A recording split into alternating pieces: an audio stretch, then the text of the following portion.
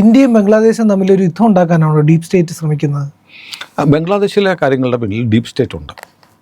അത് നമുക്ക് വ്യക്തമാണ്. ബംഗ്ലാദേശിൽ ഡീപ് സ്റ്റേറ്റ് ജമാഅത്തെ ഇസ്ലാമിയെ ഉപയോഗിച്ച് നടത്തുന്ന ഒരു കലാപമാണ് ഇപ്പോൾ നടക്കുന്നത്. ആ കലാപത്തിൻ്റെ രണ്ടാം ഘട്ടമാണ്. ആദ്യ ഘട്ടത്തിൽ ഷെയ്ഖ് ഹസീനയെ പുറത്താക്കി ജമാഅത്തെ ഇസ്ലാമി ഷെയ്ഖ് ഹസീനയുടെ അവാമി ലീഗ് അധികാരത്തിലുണ്ടായിരുന്നപ്പോൾ നിരോധിച്ച ജമാഅത്തെ ഇസ്ലാമിയെ അധികാരത്തിലെത്തിച്ചു. ജമാഅത്തെ ഇസ്ലാമിയുടെ ഒരു പാവ സർക്കാരിനെ അധികാരത്തിലെത്തിച്ചു. ഇനി ഫെബ്രുവരി 12 മറ്റോ തെരഞ്ഞെടുപ്പ് നടക്കുമ്പോൾ ജമാഅത്തെ ഇസ്ലാമി തന്നെ അധികാരത്തിൽ വരുന്നൊരു സാഹചര്യം ഉണ്ടാക്കുക എന്നതാണ് ഡീപ് സ്റ്റേറ്റ് ശ്രമിക്കുന്നത്. അത് വസ്തുതയാണ്. പക്ഷേ ഇതിനകത്തൊരു പ്രധാനപ്പെട്ട ചോദ്യം, ഇന്ത്യയും ബംഗ്ലാദേശും തമ്മിലുള്ള ഒരു യുദ്ധം ഉണ്ടാകുമോ എന്ന് ചോദിച്ചാൽ, നമ്മൾ ഈ വിദേശകാര്യ വിദഗ്ധനൊന്നും അല്ലെങ്കിൽ ജിയോ പൊളിറ്റിക്സ് നോക്കുന്ന ഒരാളെന്ന നിലയിൽ, ഒരു സ്റ്റുഡൻ്റ് എന്ന നിലയിൽ, ജിയോ പൊളിറ്റിക്സ് കാര്യങ്ങൾ ശ്രദ്ധിക്കുന്ന ഒരു വിദ്യാർത്ഥി എന്ന നിലയിൽ എനിക്ക് തോന്നുന്നു അങ്ങനെ യുദ്ധം ഉണ്ടാകാനുള്ള സാധ്യതയില്ല. രണ്ട് കാര്യങ്ങൾ. ഒന്ന്, ഇന്ത്യ എന്ന് പറയുന്ന രാജ്യത്തോട് കിടപിടിക്കാനുള്ള ശേഷിയൊന്നും ബംഗ്ലാദേശിനില്ല. അവിടെ ചെറിയൊരു രാജ്യം, ഇന്ത്യ ഒന്നും ഞെക്കിയ പപ്പടമായി പോകും. പാകിസ്ഥാനെ പോലെ, പാകിസ്ഥാന് കുറേ ആയുധശേഷിയൊക്കെ ഉണ്ട്. വിദേശ രാജ്യങ്ങളുടെ പക്കൽ നിന്ന് കിട്ടിയ ആധുനിക ആയുധങ്ങളും വിമാനങ്ങളും ഒക്കെ ഉൾപ്പെടെയുള്ള എല്ലാ സന്നാഹവും ഉണ്ട്. ഈ ബംഗ്ലാദേശിൻ്റെ അവസ്ഥ എന്താണ്? ബംഗ്ലാദേശ് എന്ന് പറഞ്ഞാൽ ഇന്ത്യ കൊടുത്തിട്ട് വെള്ളം, ആഹാരം, ഭക്ഷണം, എന്തിന് വർഷങ്ങൾക്ക് മുമ്പ് ഇന്ത്യ ബംഗ്ലാദേശിനെ സഹായിക്കാൻ വേണ്ടി സ്റ്റാമ്പ് ഇറക്കിയിട്ടുണ്ട്. തപാൽ സ്റ്റാമ്പ്. ആ സ്റ്റാമ്പിൻ്റെ വരുമാനം ബംഗ്ലാദേശിനെ സഹായിക്കാൻ വേണ്ടിയിട്ടായിരുന്നു. എന്തിന് നമ്മുടെ ബസ് ടിക്കറ്റില്ലേ, അതിന് ഒരു സെസ് പോലെ നമ്മൾ ഏർപ്പെടുത്തിയിരുന്നു ബംഗ്ലാദേശിനെ സഹായിക്കാൻ വേണ്ടി. അങ്ങനെ ഇന്ത്യ കൊടുക്കുന്ന പിച്ചക്കാശ് കൊണ്ട് ജീവിച്ചു വന്ന സംസ്ഥാനമാണ് ബംഗ്ലാദേശ്. അപ്പോൾ ബംഗ്ലാദേശിന് ഇന്ത്യൻ ആർമിയോട് ഏറ്റുമുട്ടാനുള്ള ശേഷിയില്ല. ഒരു മൈറ്റി പവറാണ് ഇന്ത്യ.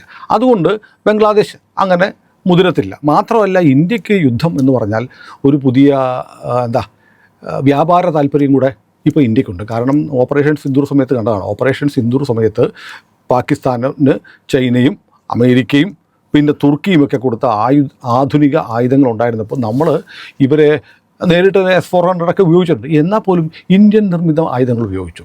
എന്തിന് നമ്മുടെ നാട്ടിലെ ഈ കൊച്ചിയിലും ബാംഗ്ലൂരും ഒക്കെയുള്ള സ്റ്റാർട്ടപ്പുകൾ, ചെറിയ പിള്ളേരുണ്ടാക്കുന്ന ഡ്രോണുകളും മറ്റ് സംവിധാനങ്ങളും വരെ നമ്മൾ ഉപയോഗിച്ചിട്ടാണ് പാകിസ്ഥാനെ അടിച്ച് തകർത്തത്. അപ്പം ഒരു യുദ്ധം വരുമ്പോൾ ഇന്ത്യക്ക് നമ്മുടെ പക്കലുള്ള ആയുധങ്ങളുടെ ശേഷി പ്രകടിപ്പിക്കാനുള്ള ഒരു സംവിധാനം കൂടെ മാറുന്നുണ്ട്. അപ്പോൾ ഗ്ലോബൽ ആംസ് മാർക്കറ്റിൽ നമ്മുടെ ആയുധങ്ങൾ വിൽക്കാനും ഡിസ്പ്ലേ ചെയ്യാനുള്ള അവസരം കൂടിയാണ് ഇന്ത്യക്കൊരു യുദ്ധമെന്ന് ഓപ്പറേഷൻ സിന്ദൂർ തെളിയിച്ചു. അതൊരു കാര്യം. അപ്പോൾ ഇന്ത്യയോട് മുട്ടാനുള്ള ശേഷി ബംഗ്ലാദേശിനില്ല. അതായത് നമ്മൾ ഓർക്കേണ്ടത്, കഴിഞ്ഞ 21-ാം തീയതി ഈ ബംഗ്ലാദേശ് പശ്ചിമ ബംഗാൾ അതിർത്തിയിലൊക്കെ ഈ പശുക്കടത്ത് ഉണ്ടാകുമ്പോൾ BSF ഈ പശുക്കടത്തുകാരെ ഓടിക്കും. അങ്ങനെ ഓടിച്ച് വേദപ്രകാശ് എന്ന് പറയുന്ന നമ്മുടെ ഒരു BSF ഭടൻ ബംഗ്ലാദേശിൽ പെട്ടുപോയി. അപ്പോൾ ബംഗ്ലാദേശിൻ്റെ ബോർഡർ ഗാർഡ് അവരെ പിടിച്ചു കഴിഞ്ഞപ്പോഴത്തേക്ക് ഉടനെ നമ്മൾ ഫ്ലാഗ് മീറ്റ് വിട്ടു. 2 മണിക്കൂർ കഴിഞ്ഞപ്പോൾ തിരിച്ചു വിട്ടു. അതായത് ബംഗ്ലാദേശ് പട്ടാളം ഇന്ത്യയുടെ ഒരു ഭടനെ ഉപദ്രവിക്കുന്നതിനെക്കുറിച്ച് ചിന്തിക്കുന്ന പോലുമില്ല. അവരുടെ അതിർത്തിയിലേക്ക് കയറി വന്ന നമ്മുടെ ഭടനെ 2 മണിക്കൂറിനുള്ളിൽ തിരിച്ചു തന്നു. അപ്പോൾ ഇത്രയും നമ്മൾ പറയുന്ന പോലെ വലിയ സംഘർഷം, ഇന്ത്യയും വലിയ ശത്രുതയിൽ ബംഗ്ലാദേശ് നിൽക്കുന്നു. ബംഗ്ലാദേശല്ല, ബംഗ്ലാദേശിലെ ജമാഅത്തെ ഇസ്ലാമി, ഇസ്ലാമിസ്റ്റുകൾ, മുസ്ലിം വർഗീയവാദികൾ നിൽക്കുന്നുണ്ട്. പക്ഷേ സർക്കാർ അങ്ങനെയല്ല. സർക്കാരിന് ഇന്ത്യയുടെ ശേഷി അറിയാം. അതൊന്ന്. രണ്ടാമത് ഡീപ് സ്റ്റേറ്റിന് ഇത് വളരെ കൃത്യമായിട്ട് അറിയാം. ഇന്ത്യയോട് മുട്ടാൻ പോയ ഇന്ത്യ ബംഗ്ലാദേശിനെ അടിച്ച് പപ്പടമാക്കും. ഇപ്പോൾ പറയുന്ന ചിക്കൻ നെക്ക് എന്ന് പറയുന്ന സാധനം ഉണ്ടല്ലോ, അത് ചിലപ്പോൾ 22 കിലോമീറ്റർ ഉള്ള ചിലപ്പോൾ 200 കിലോമീറ്റർ ആവും. മാത്രമല്ല, നമ്മൾ ഇന്ത്യയും ബംഗ്ലാദേശും തമ്മിൽ യുദ്ധം ഉണ്ടായാൽ, പണ്ട് പാകിസ്ഥാനെ ആക്രമിച്ചപ്പോൾ നമ്മൾ 71 യുദ്ധത്തിൽ ലാഹോർ വരെ ഇന്ത്യൻ പട്ടാളം ചെന്നതാണ്. ഡാക്ക വരെ എത്തിയായിരുന്നു. ഡാക്കയൊക്കെ നമ്മൾ പിടിച്ചെടുത്തതാണ്. അങ്ങനെ ഇന്ത്യൻ പട്ടാളം ബംഗ്ലാദേശിലേക്ക് കയറിയാൽ സംഭവിക്കാൻ പോകുന്നത് ഈ ചിക്കൻ നെക്ക് വലുതാണ്, ഉറപ്പാണ്. രണ്ടാമത്തെ കാര്യം, നമുക്കവിടെ ഈ 7 സിസ്റ്റേഴ്സ് എന്ന് പറയുന്ന സ്റ്റേറ്റിൻ്റെ ഭാഗത്ത് തുറമുഖമൊന്നുമില്ല, ഞങ്ങളുടെ കയ്യിലേ ഉള്ളൂ എന്ന് പറഞ്ഞിട്ട് മുഹമ്മദ് യൂനിസ് ഒരു അതിറക്കിയിരുന്നു, ഓർക്കുന്നില്ലേ, ചൈനയിൽ പോയപ്പോൾ. പക്ഷേ അങ്ങനെ യുദ്ധം നടന്നാൽ മിക്കവാറും ത്രിപുരയ്ക്കൊരു തുറമുഖം, ഒരു ബീച്ചും കിട്ടും. ബംഗ്ലാദേശിൻ്റെ ഭൂമി നമ്മളിങ്ങനെ പിടിച്ചെടുത്താൽ ആ പ്രദേശം ചിറ്റഗോങ് തുറമുഖമൊക്കെ വളരെ ഫേമസ് ആണ്, ഹിന്ദു ഭൂരിപക്ഷ പ്രദേശമാണ്. അതൊക്കെ സ്വാഭാവികമായി ഇന്ത്യയുടെ ഭാഗമായിട്ട് മാറും. ഇന്ത്യക്ക് വളരെ അനായാസം പിടിച്ചെടുക്കാം. ഇത് ബംഗ്ലാദേശിനും അറിയാം, പ്രിയം പറഞ്ഞ ഡീപ് സ്റ്റേറ്റിനും അറിയാം. അപ്പോൾ പിന്നെ എന്താണ് ഡീപ് സ്റ്റേറ്റിൻ്റെ താല്പര്യം? ഡീപ് സ്റ്റേറ്റിൻ്റെ താല്പര്യം എന്ന് പറയുന്നത് ഇന്ത്യയിൽ ഒരു ആഭ്യന്തര കലാപം ഉണ്ടാകുക എന്നുള്ളതാണ്. ഡീപ് സ്റ്റേറ്റ് നോക്കൂ, പാകിസ്ഥാനിലാണെങ്കിലും ബംഗ്ലാദേശിലാണെങ്കിലും നേപ്പാളിലാണെങ്കിലും ശ്രീലങ്കയിലാണെങ്കിലും അവരിത് വിജയിപ്പിച്ചിട്ടുണ്ട്. ഇന്ത്യയുടെ ചുറ്റുമുള്ള രാജ്യങ്ങളിലൊക്കെ ഇവർ വിജയിപ്പിച്ചു. ഇന്ത്യയിൽ അതിനവർ നിരന്തരം ശ്രമിച്ചുകൊണ്ട് CAA പേരിൽ അല്ലേ, ആർട്ടിക്കിൾ 370 സ്ക്രാപ്പ് ചെയ്തതിൻ്റെ പേരിൽ, കർഷക സമരത്തിൻ്റെ പേരിൽ ഏറ്റവും അവസാനം വോട്ട് ചോരി എന്ന് പറഞ്ഞ് രാഹുൽ ഗാന്ധി നടത്തുന്ന നാടകത്തിൻ്റെ ലക്ഷ്യവും രാഹുൽ ഗാന്ധി പരസ്യമായിട്ട് പറഞ്ഞില്ലേ. രാഹുൽ ഗാന്ധി ഇതൊക്കെ പറഞ്ഞിട്ടും ആരും ഇറങ്ങാതിരുന്നപ്പോൾ ജൻസി നിങ്ങളൊന്ന് ഇറങ്ങ്, വിദ്യാർത്ഥികളും യുവാക്കളും ഒന്ന് ഇറങ്ങുന്ന രാഹുലിന് പറയേണ്ടി വന്നു. അത് ഡീപ് സ്റ്റേറ്റിൻ്റെ മുദ്രാവാക്യം രാഹുലിന് ആവർത്തിക്കേണ്ടി വന്നു. ഇതൊരു വലിയ പ്രധാനപ്പെട്ട അത് ഇന്ത്യയിൽ അത് ഏൽക്കുന്നില്ല.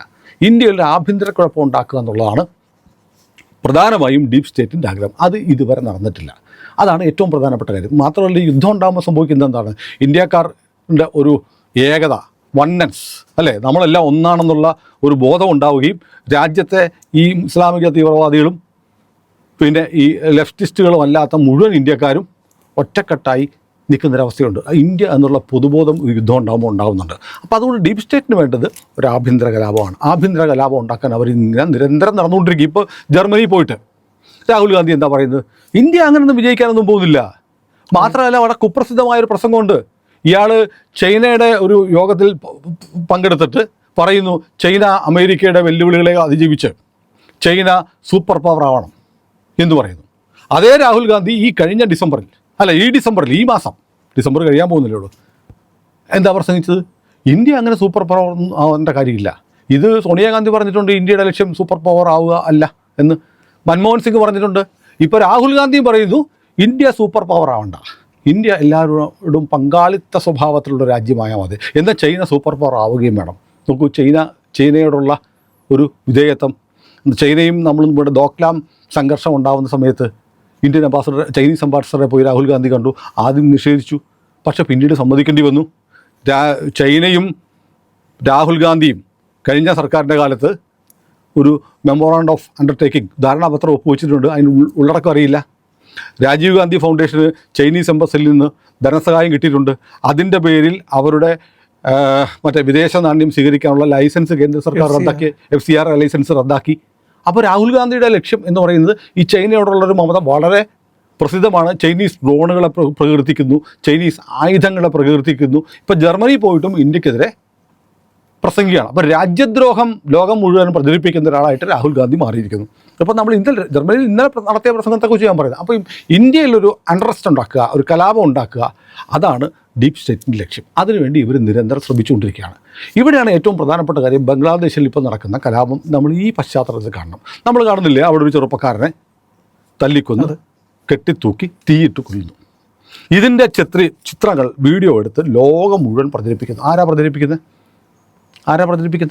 ബംഗ്ലാദേശി കലാപകാരികൾ തന്നെ പ്രചരിപ്പിക്കുന്നു. അതെന്തുകൊണ്ടായിരിക്കും? അങ്ങനെ ബംഗ്ലാദേശിൽ ന്യൂനപക്ഷങ്ങളെ, മൈനോറിറ്റിയെ, പ്രത്യേകിച്ച് ഹിന്ദുക്കളെ കൂട്ടത്തോടെ ആക്രമിച്ച് പൈശാചികമായ രീതിയിൽ കൊല്ലുന്നതിൻ്റെ വീഡിയോ എന്തുകൊണ്ട് ബംഗ്ലാദേശിലെ ഇസ്ലാമിസ്റ്റുകൾ പ്രചരിപ്പിക്കുന്നു? ആലോചിച്ചിട്ടുണ്ടോ? അപ്പോൾ അത് കാണുമ്പോഴത്തേക്ക് ഇന്ത്യയിൽ പ്രശ്നങ്ങളുണ്ടാകണം. എക്സാക്ട്ലി. ഇന്ത്യക്കാരൻ്റെ അല്ല, ഹിന്ദുക്കളുടെ ചോര തിളക്കണം. നേപ്പാളിൽ തിളച്ചിട്ട് 3 കോടി ജനങ്ങൾ മാത്രമുള്ള നേപ്പാളിലെ ഹിന്ദുക്കൾ കിട്ടുന്ന ബംഗ്ലാദേശിക്ക് ഓടിച്ചിട്ടിരിക്കുന്നുണ്ട്. അതുപോലെ ഇന്ത്യയിൽ സംഭവിക്കണം. ഇന്ത്യയിൽ ഹിന്ദു വികാരം ഉണരണം. ഹിന്ദു വികാരം ഉണരുമ്പോൾ സ്വാഭാവികമായും ആർക്കടി കിട്ടും? മുസ്ലിങ്ങൾക്ക് അടി കിട്ടും. അപ്പോൾ അതൊരു കലാപം, ജൻസി കലാപം, വോട്ട് ചോരി എല്ലാം പൊളിഞ്ഞു.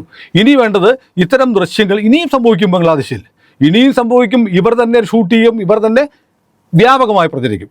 ഇത് കണ്ടിട്ട് ഇന്ത്യയിലെ ഹിന്ദുക്കളുടെ ചോര തിളയ്ക്കണം, അവർ മുസ്ലിമുകളെ ആക്രമിക്കണം. ഡീപ് സ്റ്റേറ്റിൻ്റെ പുതിയ പോളിസിയാണ്. അങ്ങനെ സംഭവിക്കുമ്പോൾ എന്ത് ചെയ്യും? കേന്ദ്ര സർക്കാർ ചില നടപടിയെടുക്കും. കേന്ദ്ര സർക്കാർ ചില നടപടിയെടുക്കുമ്പോൾ സ്വാഭാവികമായും ഒരടിച്ചമർത്തൽ, കലാപം ഉണ്ടാക്കുന്നവരെ അടിച്ചമർത്താൻ ശ്രമിക്കുമ്പോഴത്തേക്ക് ഒരു ഹിന്ദു സർക്കാർ, ഹിന്ദുക്കൾ പറയും, ഒരു ഹിന്ദു സർക്കാർ ഞങ്ങളെ ലാത്തിച്ചാർജ് ചെയ്യുന്നു. ഹിന്ദുക്കൾക്ക് പറയാം, ഒരു ഹിന്ദു സർക്കാർ ഇരിക്കുന്നതുകൊണ്ട് ഞങ്ങളെ അതിഭീകരമായി ആക്രമിക്കുന്നു ഭരണകൂടമെന്ന് മുസ്ലിമുകൾക്ക് പറയാം.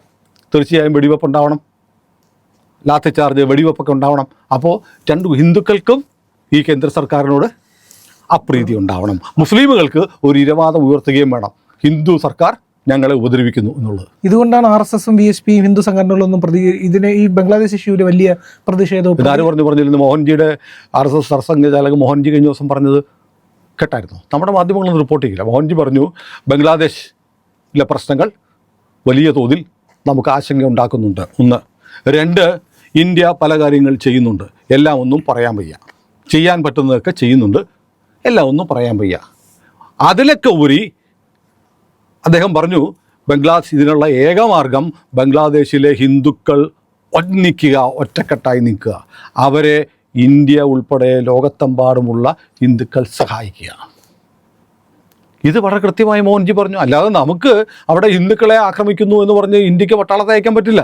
അങ്ങനെ അയച്ചു കഴിയുമ്പോഴത്തേക്ക് നമ്മൾ എന്ത് ചെയ്യും? ഒരു മതത്തെ രക്ഷിക്കാൻ വേണ്ടി ചെയ്ത ഒരു ഓപ്പറേഷൻ പോലെയായി പോകും. അങ്ങനെ ചെയ്യാൻ പറ്റില്ല. മറ്റൊരു രാജ്യത്തെ അവിടുത്തെ ജനങ്ങളെ അവിടുത്തെ സർക്കാർ അവിടുത്തെ ജനങ്ങൾ തന്നെ കൈകാര്യം ചെയ്യുകയാണല്ലോ, അല്ലേ? ഹിന്ദുക്കളെ കൈകാര്യം ചെയ്യുന്നത്, കൊല്ലുന്നത് ബംഗ്ലാദേശികൾ തന്നെയാണ്. അതിനെ ഒത്താശ ചെയ്യുന്ന ബംഗ്ലാദേശ് സർക്കാരാണ്. അപ്പോൾ അവിടെ നോക്കേണ്ടത് ആരാണ്? ബംഗ്ലാദേശിലെ ഭരണകൂടമാണ് അവരുടെ സുരക്ഷ ഉറപ്പാക്കേണ്ടത്. അല്ലെങ്കിൽ ഇന്ത്യയിലെ പട്ടാളമല്ല, ഇന്ത്യയിലെ പോലീസല്ല. ഇന്ത്യക്ക് എന്താ കാര്യം മറ്റൊരു കാര്യത്തെ ആഭ്യന്തര കാര്യത്തിൽ ഇടപെടാൻ? നമുക്ക് നമ്മുടെ പ്രതിഷേധം പറയാം, മനുഷ്യാവകാശ സംഘടനകളുടെ ശ്രദ്ധയപ്പെടുത്താം, ഇതൊക്കെ ചെയ്യാനല്ലേ പറ്റുള്ളൂ. അതല്ലാതെ അല്ലെങ്കിൽ തന്നെ വേറെ കാര്യം ചെയ്യണം. ഡീപ് സ്റ്റേറ്റ് ആഗ്രഹിക്കുന്നുണ്ടാക്കും ചിലപ്പോൾ ഇന്ത്യയുടെ ഒരു ഇടപെടൽ വേണം. ഇന്ത്യ ഇടപെടുന്നു. ആ സമയത്ത് ഇന്ത്യ അക്രമകാരി. ഇന്ത്യ ഒരിക്കലും ഒരാവശ്യവുമില്ലാതെ ഒരാളെ കയറി അങ്ങോട്ട് ആക്രമിക്കുന്ന സ്വഭാവം ഇന്ത്യക്കില്ല. എന്നാൽ ബംഗ്ലാദേശുമായി ബന്ധപ്പെട്ട് എന്തെങ്കിലും ഇഷ്യൂസ് ഉണ്ടായാൽ അതിനെ പ്രതിരോധിക്കാനുള്ള എല്ലാ സംവിധാനങ്ങളും ബംഗ്ലാദേശ് അതിർത്തിയിൽ നമ്മൾ ചെയ്തു വെച്ചിട്ടുണ്ട്. നമ്മൾ ഇന്നലൊരു വീഡിയോ പറഞ്ഞു. നമ്മൾ ബ്രഹ്മോസിൻ്റെ പുതിയ യൂണിറ്റുകൾ വന്നു, നമ്മളവിടെ 3 ഗാരിസണുകൾ ഉണ്ടാക്കി, പുതിയ ഗാരിസണുകൾ നിർമ്മിക്കുന്നു, പുതിയ എയർപോർട്ട് ഉണ്ടാക്കി, റഫാൽ അടക്കമുള്ള വിമാനങ്ങൾ കൂടുതലായിട്ട് അങ്ങോട്ട് ഡിപ്ലോയ് ചെയ്തു.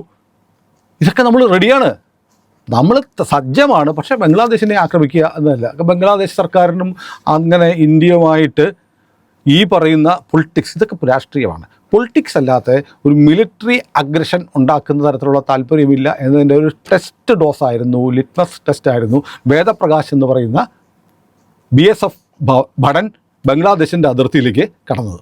പിടിച്ചു, ഒരു പോറൽ വെപ്പിക്കാതെ 2 മണിക്കൂർ മുമ്പ് ബംഗ്ലാദേശികൾ ഇവിടെ കൊണ്ടുതന്നു. ബംഗ്ലാദേശ് ബോർഡർ ഗാർഡ്സ് തിരിച്ചു കൊണ്ടുതന്നു. ഉപദ്രവിച്ചില്ല, ഒന്നും ചെയ്തില്ല.